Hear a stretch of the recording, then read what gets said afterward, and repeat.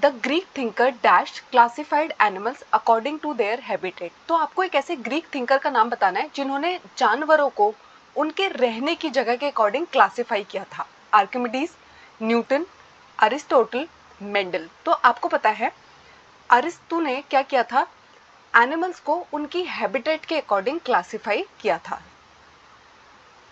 Next है the origin of species book written by. तो ये जो बुक है द ओरिजिन ऑफ स्पीसीज, ये किसने लिखी है? अरस्तु ने, कार्ल लिनियस ने, चार्ल्स डार्विन ने या फिर ग्रेगर मेंडल ने।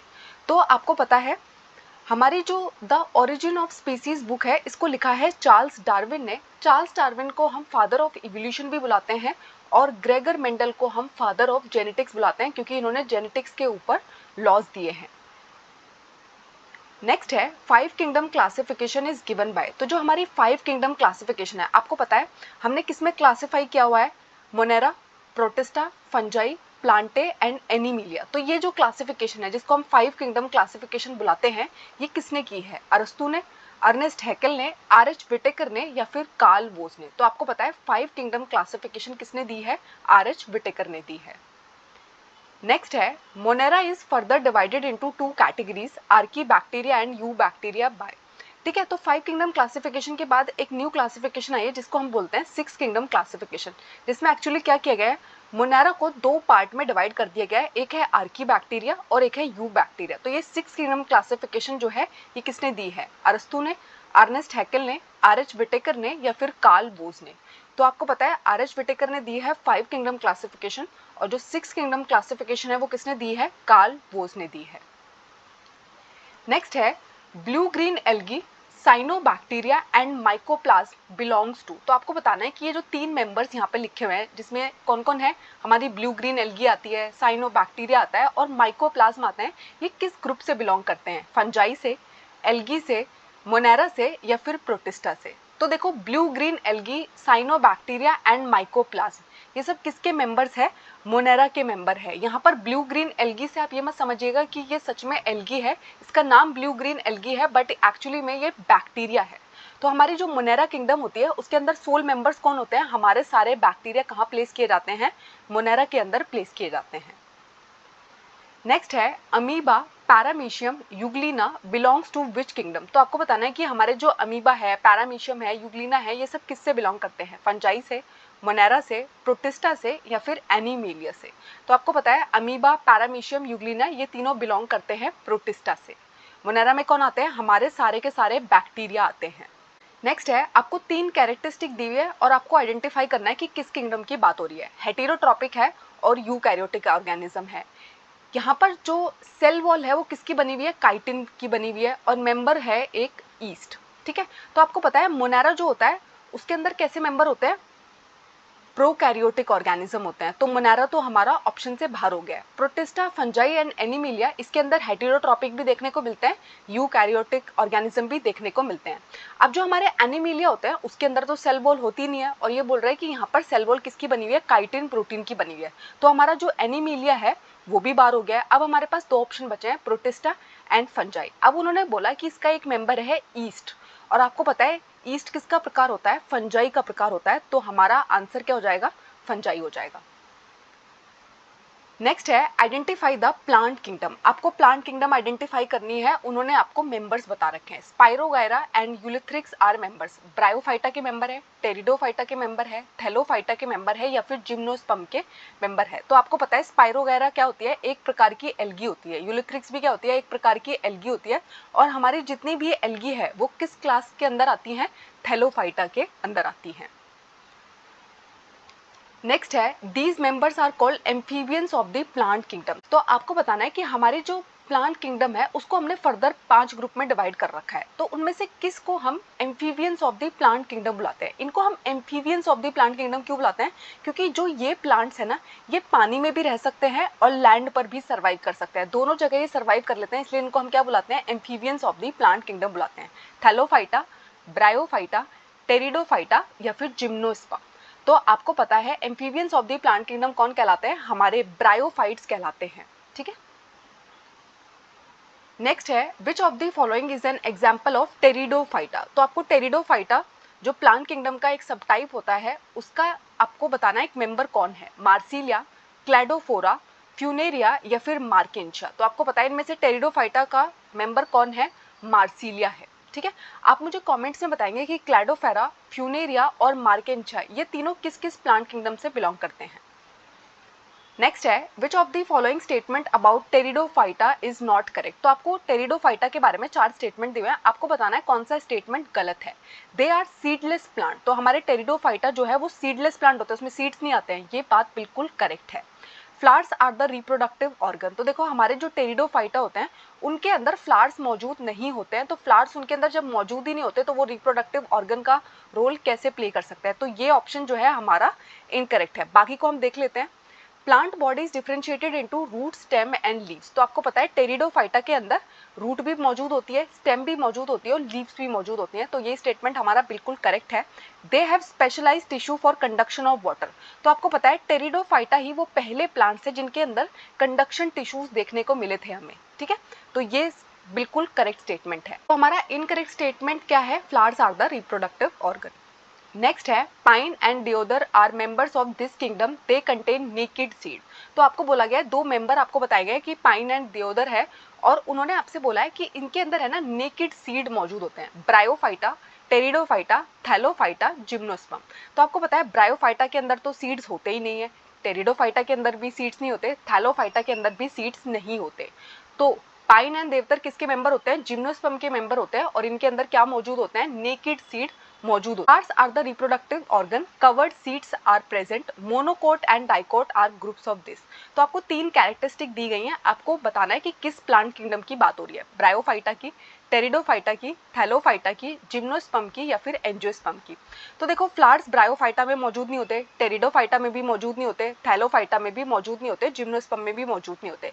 तो यहाँ पर हम किसकी बात हो रही है, एंजियोस्पर्म की बात हो रही है। उसके अलावा आपको पता है एंजियोस्पर्म के अंदर हमें कवर्ड सीड्स देखने को मिलते हैं, जिम्नोस्पर्म के अंदर नेकेड सीड होते हैं और एंजियोस्पर्म के अंदर कवर्ड सीड्स होते हैं। उसके अलावा एंजियोस्पर्म को हम फर्दर 2 कैटेगरीज में सब डिवाइड करते हैं, मोनोकोट एंड डाइकोट। तो किसकी बात हो रही है यहाँ पर, एंजियोस्पर्म की बात हो रही है।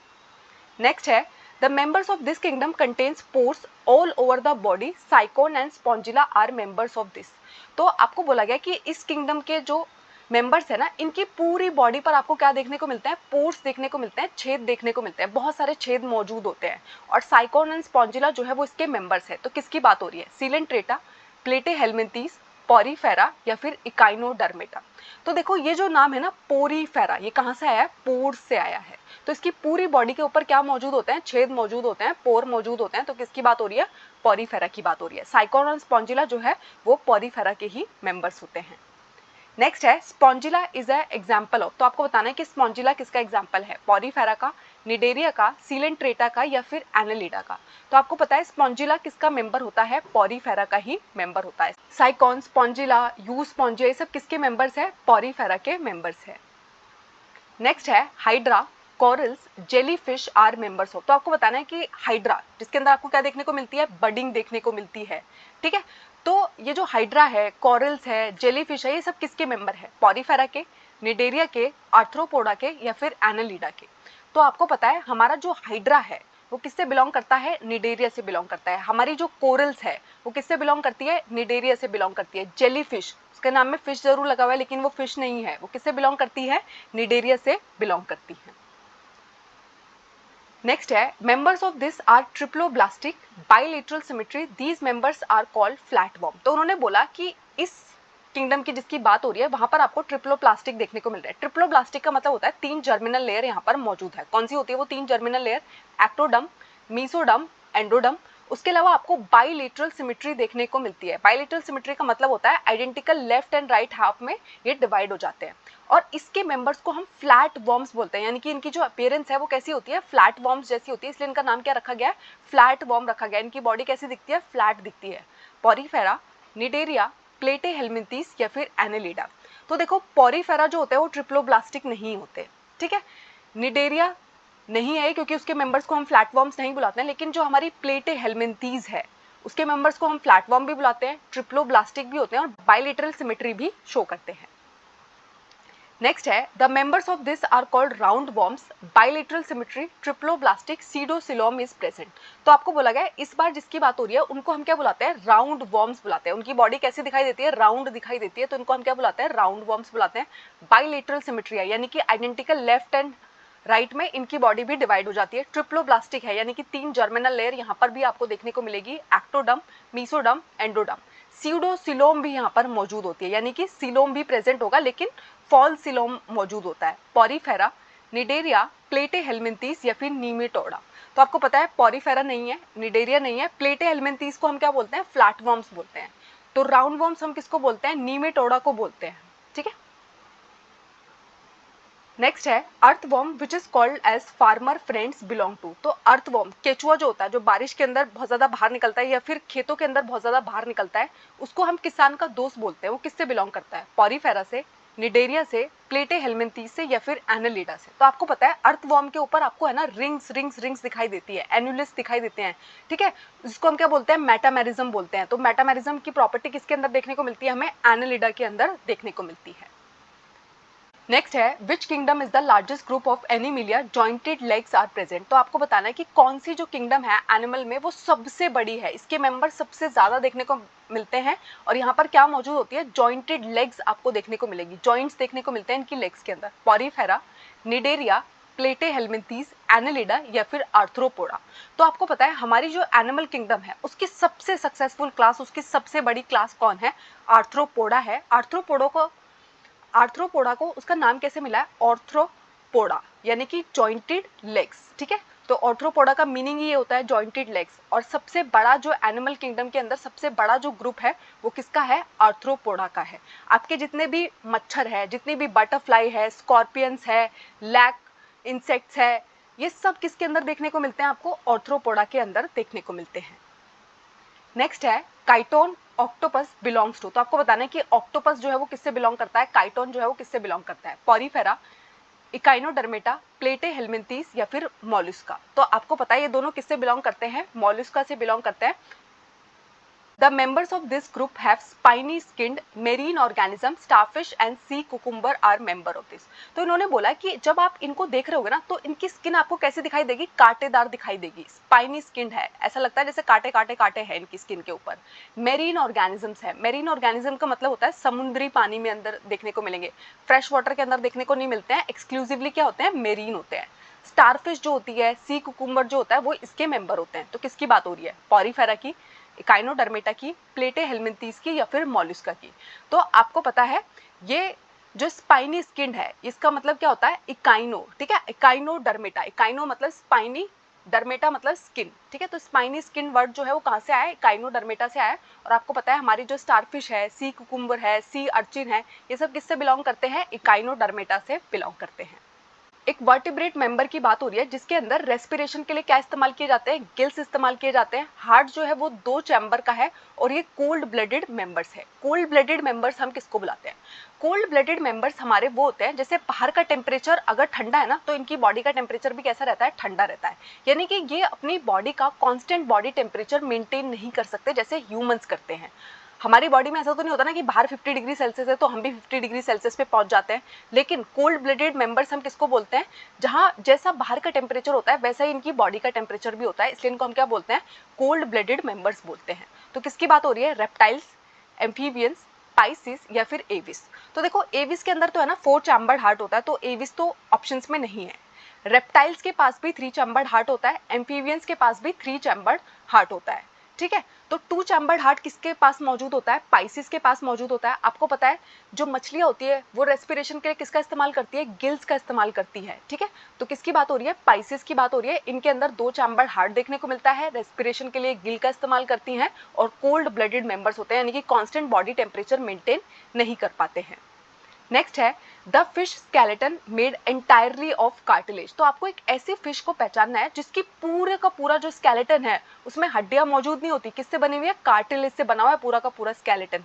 ट्यूना, रोहू, शार्क या फिर कटला। तो आपको पता है जो हमारी शार्क होती है ना उसका पूरा जो स्केलेटन होता है वो किससे बना होता है, कार्टिलेज से बना होता है। ठीक है, नेक्स्ट है this vertebrate member have 3 chambered heart, respiration is through gills, lungs and skin throw towards members of this. Vertebrate member की बात हो रही है जिसके पास 3 चैम्बर का हार्ट है। रेस्पिरेशन यहाँ पर गिल्स के थ्रू भी हो सकता है, लंग्स के थ्रू भी हो सकता है, स्किन के थ्रू भी हो सकता है, और जो हमारा मेंढक है वो इसका मेंबर है। रेप्टाइल्स, एम्फीबियंस, पाइसिस या फिर एविस। तो देखो पाइसिस तो ऑप्शन से बाहर है क्योंकि उसके पास कैसा हार्ट होता है, 2 चैम्बर्ड हार्ट होता है। यहाँ पर हार्ट कितने चैम्बर का है, 3 चैम्बर का है। एविस भी नहीं हो सकता क्योंकि वहां पर क्या होता है, 4 चैम्बर्ड हार्ट होता है। अब 2 ऑप्शन बच गए हमारे, रेप्टाइल्स एंड एम्फीबियंस। अब आपको पता है जो हमारा फ्रॉग है वो क्या होता है, एम्फीबियन होता है क्योंकि वो लैंड में भी रह सकता है और पानी में भी रह सकता है। ठीक है, तो किसकी बात हो रही है, एम्फीबियन की बात हो रही है। नेक्स्ट है snake and turtles have 3 chambered heart belong to. तो स्नेक एंड टर्टल जिनके पास 3 चैम्बर हार्ट है वो किससे बिलोंग करते हैं, देखो बर्ड से तो बिल्कुल बिलोंग नहीं करते, एविस से बिलोंग नहीं करते, पाइसिस से बिलोंग नहीं करते, एम्फीबियन से भी बिलोंग नहीं करते। हमारा स्नेक क्या करता है, क्रॉल करके जाता है, तो वो क्या है, रेप्टाइल है। ठीक है, रेप्टाइल्स को उनका नाम कैसे मिला है, क्योंकि वो किस तरीके से जा रहे होते हैं, इनकी स्किन की वजह से। ठीक है, क्रॉल करते हैं ये, 3 चैम्बर्ड हार्ट इनके अंदर मौजूद होता है। तो स्नेक किसका मेंबर है, रेप्टाइल्स का मेंबर है। नेक्स्ट है crocodile have 4 chamber heart belong to. अब देखो क्रोकोडाइल के पास 4 चैम्बर का हार्ट है, वो किससे बिलोंग करता है, पाइसिस, एम्फीबियंस, रेप्टाइल्स या फिर एविस। तो देखो बर्ड्स में तो नहीं आता ना क्रोकोडाइल, मगरमच्छ उड़ता तो नहीं है।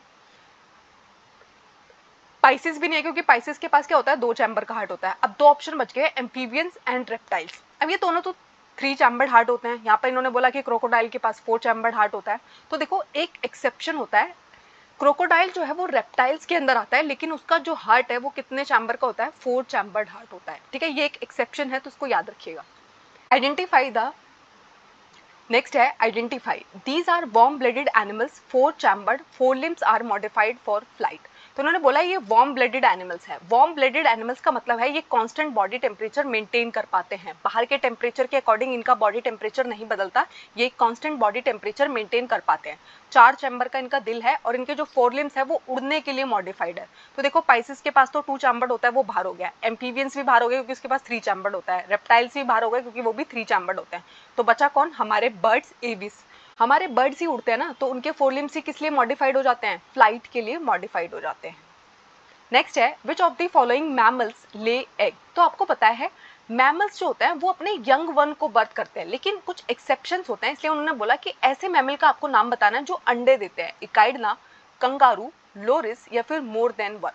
तो आपको पता है हमारे जो मैमल्स है जो अंडे देते हैं, ठीक है, वो कौन है, इकाइडना एंड प्लेटिपस। तो आपको याद रखना है कि 2 ही ऐसे एक्सेप्शंस है, 2 ऐसे मेंबर्स हैं मैमल्स के अंदर जो मैमल्स होने के बावजूद भी क्या देते हैं, अंडे देते हैं। कौन, प्लेटिपस एंड इकाइडना। बाकी जितने भी मेंबर्स हैं वो क्या करते हैं, अपने यंग वन को बर्थ करते हैं। ठीक है, नेक्स्ट है which of the following is an incorrect option regarding universal rule of nomenclature. तो आपको पता है जब भी कभी हमें किसी का साइंटिफिक नेम लिखना होता है तो हम यूनिवर्सल रूल्स ऑफ नॉमेनक्लेचर को फॉलो करते हैं। तो आपको बताना है कि कौन सा स्टेटमेंट गलत है उनको लेकर। Biological names are generally in Latin and written in italic. ये बात बिल्कुल सही है, जब भी कभी हम किसी का बायोलॉजिकल नेम लिखते हैं, जैसे कि ह्यूमंस का बायोलॉजिकल नेम क्या होता है, होमो सेपियंस, वो लैटिन भाषा में होता है और लिखा जाता है इटैलिक भाषा में। ये बात बिल्कुल सही है। The first word represent the genus in biological name. तो देखो आपने होमो सेपियंस में जो होमो लिखा है तो वो किसको रिप्रेजेंट करता है, आपके जीनस को रिप्रेजेंट करता है। होमो क्या दिखाता है, आपके जीनस को दिखाता है। ये बात बिल्कुल सही है। जो भी वर्ड्स अगर आपने हाथ से लिखे हैं, दोनों वर्ड्स को अगर आपने हाथ से लिखा है होमो सेपियंस, तो आपको उन दोनों को सेपरेटली अंडरलाइन करना पड़ता है। होमो को आप अलग से अंडरलाइन करोगे, सेपियंस को आप अलग से अंडरलाइन करोगे। बिल्कुल करेक्ट स्टेटमेंट है। नेक्स्ट है first word denoting the genus start with the small letter while the specific epithelial start with the capital letter. तो देखो जब भी कभी आप किसी का साइंटिफिक नेम लिखते हो, जैसे कि ह्यूमंस का साइंटिफिक नेम है होमो सेपियंस, तो जब भी कभी आप होमो लिखोगे, जीनस लिखोगे, तो वो कभी भी स्मॉल लेटर से स्टार्ट नहीं होता है, कैपिटल लेटर से स्टार्ट होता है। होमो का जो एच होगा वो कैपिटल होगा और सेपियंस का जो एस होगा वो स्मॉल लेटर से स्टार्ट होता है। ठीक है, तो ये बात इन्होंने रिवर्स करके लिखी हुई है, तो ये स्टेटमेंट इसलिए हमारा गलत हो गया। नेक्स्ट है systema naturae book is written by. तो ये जो बुक है सिस्टम नेचुरा, इसको किसने लिखा है, ग्रेगर मेंडल ने, रॉबर्ट हुक ने, कार्ल लीनियस ने या फिर चार्ल्स डार्विन ने। तो देखो ग्रेगर मेंडल को हम फादर ऑफ जेनेटिक्स बुलाते हैं। रॉबर्ट हुक ने सेल की डिस्कवरी की थी सबसे पहले 1665 में। ठीक है, सिस्टम नेचुरा बुक जो है वो किसने लिखी है, कार्ल लीनियस ने लिखी है। नेक्स्ट है humans have memory glands, skin has hairs, sweat and oil glands belong to. तो आपको पता है ह्यूमंस के अंदर क्या मौजूद होता है, मेमोरी ग्लैंड्स मौजूद होती है, जिसके थ्रू वो क्या करते हैं, अपने बेबी को नरिश करते हैं, मिल्क प्रोवाइड करते हैं। उनकी स्किन के अंदर आपको क्या देखने को मिलता है, बाल मौजूद होते हैं, हमारे शरीर पर बाल मौजूद होते हैं, स्वेट ग्लैंड्स मौजूद होते हैं, ऑयल ग्लैंड मौजूद होते हैं। तो हम किससे बिलोंग करते हैं, क्या हम एम्फीबियंस है, क्या हम रेप्टाइल्स है, क्या हम मैमल्स है, ठीक है। तो आपको पता है ह्यूमंस क्या होते हैं, मैमल्स होते हैं, क्योंकि वो अपने यंग वन को बर्थ करते हैं, उनके अंदर मेमोरी ग्लैंड्स मौजूद है, इसलिए उनको क्या नाम मिला है, मैमल्स का नाम मिला है, ठीक है। आपको अपना स्कोर जरूर लिखना है, 32 में से आपका क्या स्कोर रहा। थैंक यू, आई होप इस टॉपिक में आपको कोई डाउट नहीं है। अगर कोई डाउट है तो मुझे कमेंट्स में जरूर बताइएगा। हमारे चैनल को लाइक कीजिएगा, शेयर कीजिएगा, सब्सक्राइब कीजिएगा।